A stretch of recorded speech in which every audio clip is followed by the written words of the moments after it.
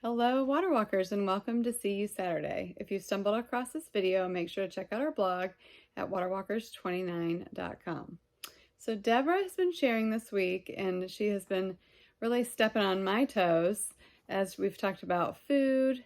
In particular, on Manna Monday, she asked some challenging questions.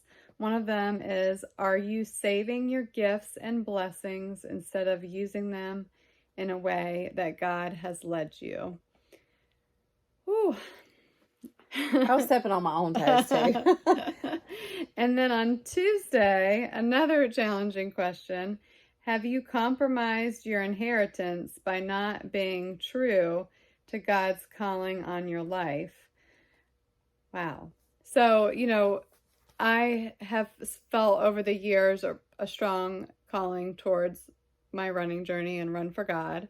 And when I initiated that, when my dad was going through his cancer journey, I felt led to lead a Run for God class, and I've done that several times. But life has gotten busy lately, and I haven't really been able to devote my time to others and leading that ministry. I've kind of been it's my therapy, so I've been taking time for myself, but not giving it back to others. So that kind of came to my mind this week and really stepped on my toes. So I've already been praying and thinking about what the next step for that is going to be. So we'll see.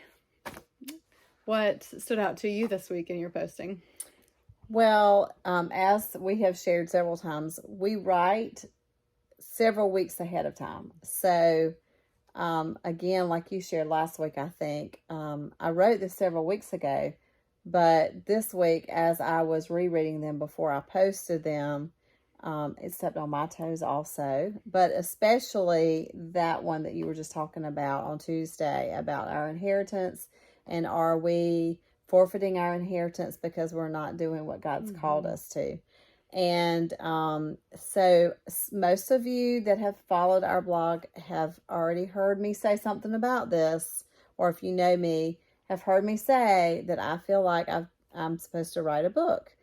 And last year on my birthday, which is November 26th, my 50th birthday, I woke up that morning with so much inspiration. It was just like, it was just pouring out of me.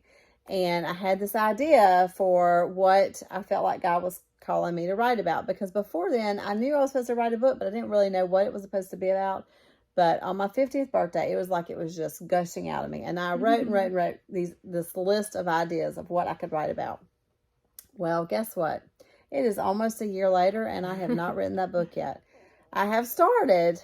I've written a little bit of it, but I should have done way more than I have done. And so as I was posting this week, it was like God just hit me upside the head and said, look, I'm talking to you. And maybe I'm talking to some of the other people who are reading, but I'm talking to you, Deborah. And so I am saying to all of you and to you that before this next week is over, I'm going to be writing a lot. I'm going to have a little bit of time away, and I'm going to be writing. And I want you all to hold me accountable and ask me if I have been working on my inheritance.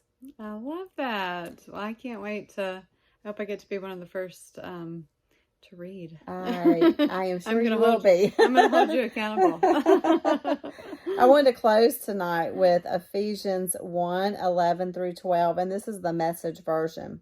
It says, it's in Christ that we find out who we are and what we are living for. Long before we first heard of Christ and got our hopes up, he had his eye on us, had designs on us for glorious living.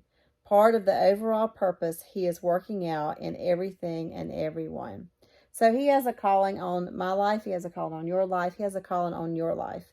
And it is our responsibility to listen to that call and to follow that call. And so my prayer is that all of us will listen and obey this week and not give up our inheritance. Yes, I love that. So now let's all step out of the boat and go walk on water.